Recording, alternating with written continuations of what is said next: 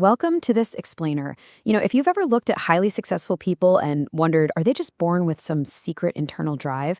Well, you are in exactly the right place. As I was going through our source material on confidence and discipline, I found this absolutely fascinating, pragmatic playbook that completely reframes these two traits. We're going to strip away all the mystique today. We'll show you that confidence and discipline, they aren't innate gifts. They're not some genetic lottery you either win or lose.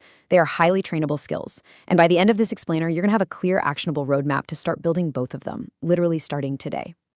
To get us there, we've structured this explainer into 4 distinct parts. First, we'll shatter the confidence and discipline myth. Second, we're going to look at building internal trust. Third, we'll construct the engine of action. And finally, we will lock in our strategy for sustaining the long game. Let's kick things off with part 1, the confidence and discipline myth. Okay, let's dive into this. The biggest trap we fall into is thinking we're either born with these traits or we aren't. But honestly, confidence and discipline play very distinct but complementary roles. Confidence is the spark, right? It's what helps you start. It is that sheer belief required to take that terrifying first step. But discipline? Discipline is the engine. It's what helps you continue long after that initial spark is faded out. Now, most people want both of these, obviously, but very few actually know how to build them in tandem. You need the confidence to jump off the starting block, for sure, but you absolutely need the discipline to actually run the marathon. And that brings us to the core thesis of the source material. Both of these are highly trainable skills. I really want you to internalize this point. They are not reserved for a special, chosen few. Think of them like muscles, specifically neurological muscles. If you don't use them, they atrophy. But with intentional daily habits, they grow stronger every single day. Moving right along to our second pillar, building internal trust. So, how do we actually begin this training?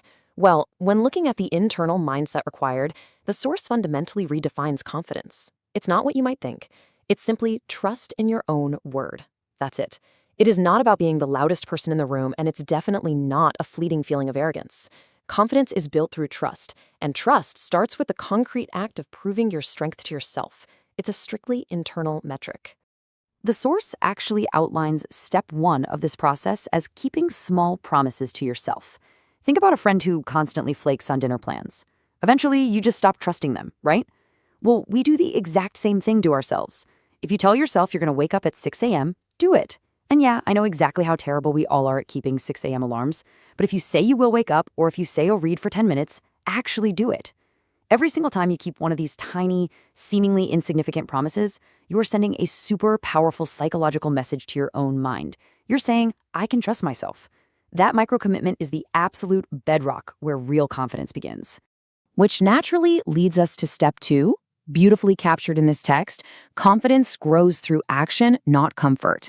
Growth literally only happens when you actively challenge yourself. You can't just think your way into confidence. You have to consciously choose the difficult path on a regular basis. Now, maybe that's speaking up in a terrifying meeting, or volunteering to take on new responsibilities when you feel slightly unqualified, or pushing yourself to learn a completely new skill. Whatever it is, each time you deliberately step into discomfort and do something difficult, you prove to yourself that you are stronger than your fears. Let's transition over to our third section, the engine of action. Okay, so we've established internal trust, but how do we turn that into actual daily momentum? Step 3 in our playbook is all about creating a routine. Because discipline, as it turns out, absolutely thrives on structure. You cannot leave your day to chance. You've got to plan your important activities and set specific times for work, exercise, learning, and rest. Why? Because it completely eliminates decision fatigue. When you don't have to debate when to work out or when to read, you remove the friction that usually stops you in your tracks. You just execute the plan.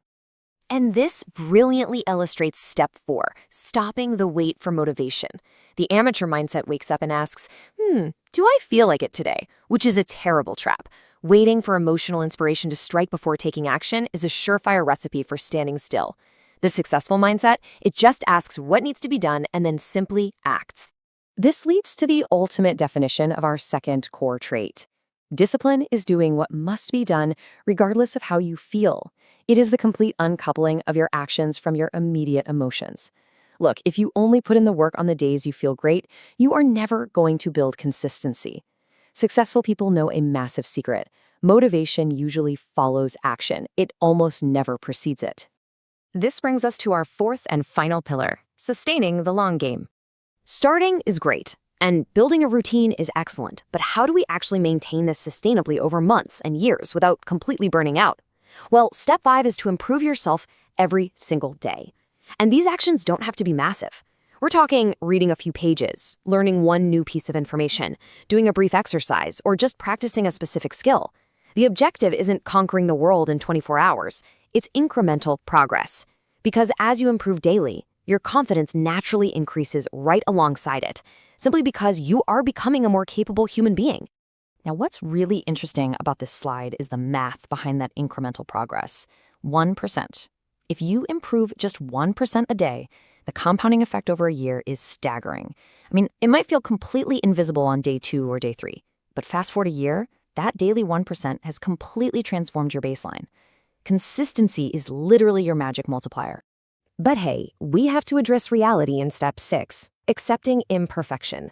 The crucial point here is this. You are going to have bad days. You will miss alarms, and you will occasionally fall short of the very routines we just talked about.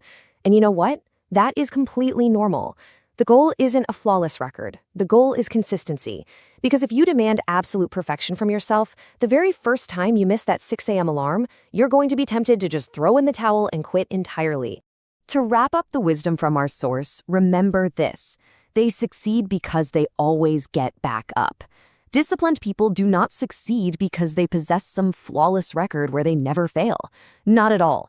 They succeed because of their resilience. When they have a bad day, they don't let it turn into a bad week. They simply reset, look at their routine, and get back up the very next day. So, we've seen that confidence and discipline are simply skills waiting to be developed.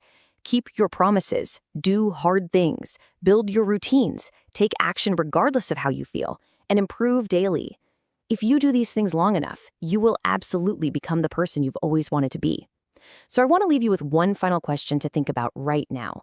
Don't wait for tomorrow. Don't wait until you magically feel motivated. What small promise will you keep today? Go out there and prove to yourself that you can do it.